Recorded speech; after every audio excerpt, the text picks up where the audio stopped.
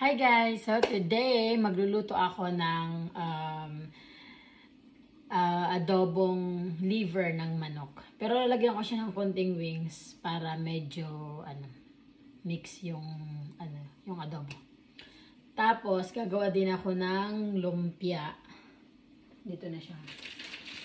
Wala ako masyadong mahanap na eksakto talaga na pareha sa Pilipinas. So ito na lang.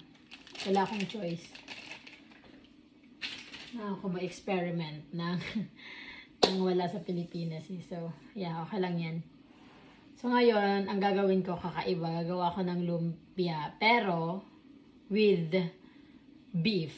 Para para medyo, ang tawag nito, medyo kakaiba naman tayo. Maghihiwa ako dapat ng ang tawag nito. Maghiwa ako ng sibuyas, bawang at luya sa adobo ko. Pero yung para sa pagsya-Shanghai ko, na yun, nito, iba na. Inano ko na lang siya, ginamitan ko ng machine para mas mabilis kasi ayoko na maghiwa ng sobrang liliit. Kasi medyo masamang pakiramdam ko. Sa ulo ko. Pero feeling ko to dahil pa to sa flight. Or hindi ko alam. So ngayon, pinapakuluan ko yung beef. Ayoko kasi siyang parang ibalot. Hindi pa siya luto. Mahirap na. Para sure lang ba. Tapos ngayon, alam nyo hindi ako magaling, may tono ako mag-Tagalog kasi hindi naman talaga ako Tagalog. Waray ako. Pero, most of the time, halos kalahati ng mga kakilala ko, yung mga taga Bicol.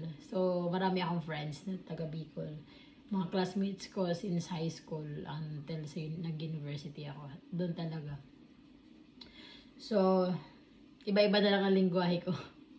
Kung ano-ano na lang. So, ngayon, maghihiwa ako. Pakita ko sa inyo mamaya. Okay? Yan lang. Bye.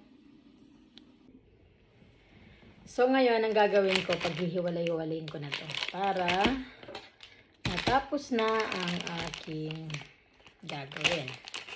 Kasi may lutuin pa ako. Yan na. Simple lang to. Kaya ito masyadong galit. Kaya ganito lang yan. Pakita ko lang sa inyo kung paano ko gagawin, di ba?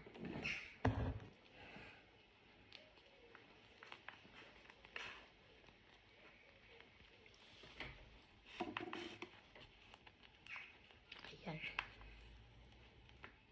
Kita niyo? Ganyan lang siya. Tapos, hindi ko alam kung ilang piraso to. Parang feeling ko, 50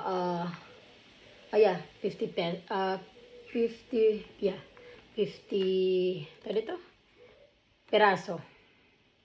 50 pieces siya. So, let's do it.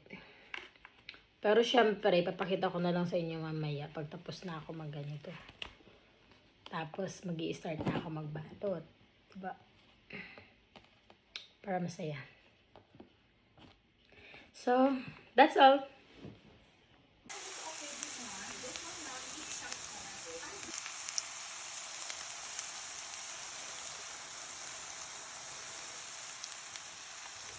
So guys, eto na, niluluto ko na siya.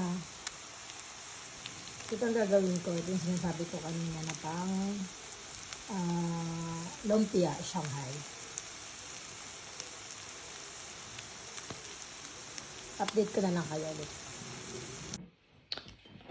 So, may finished product na.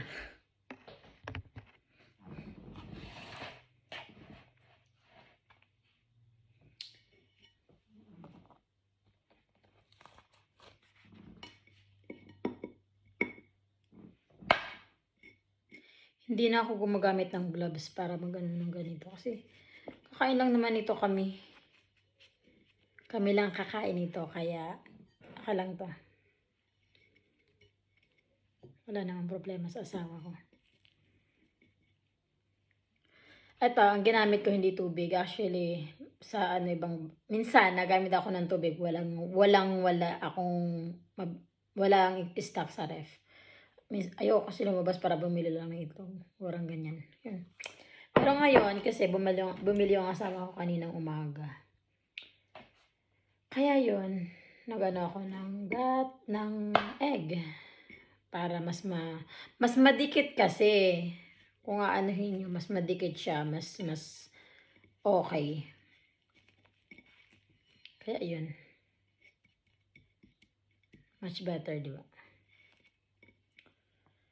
So, uuwi yung asawa ko mga bandang, ano ba yan? Alas 9 daw siya uuwi. Siyempre, babiyahe pa yun dito. Siguro mga sabihin natin, 15 to 20 minutes. Nandito na yun.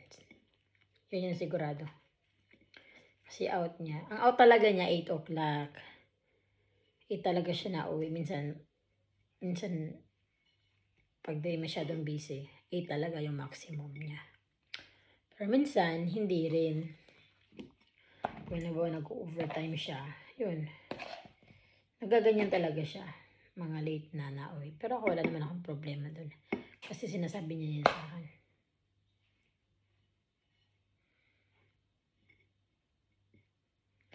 Paborito niya to.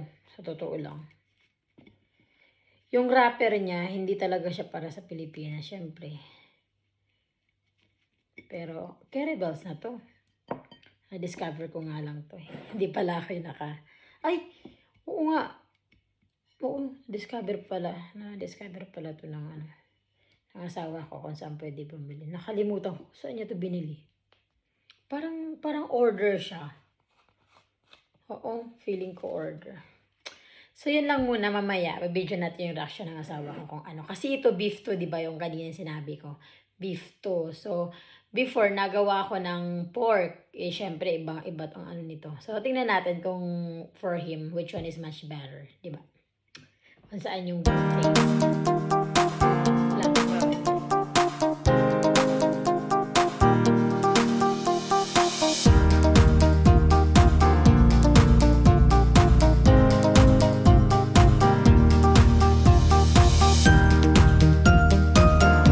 Hi everyone, I'm here today with my wife, and last week I showed her Lithuanian food, and today I'm gonna try lumpia Shanghai, and that's, I guess, Filipino traditional food.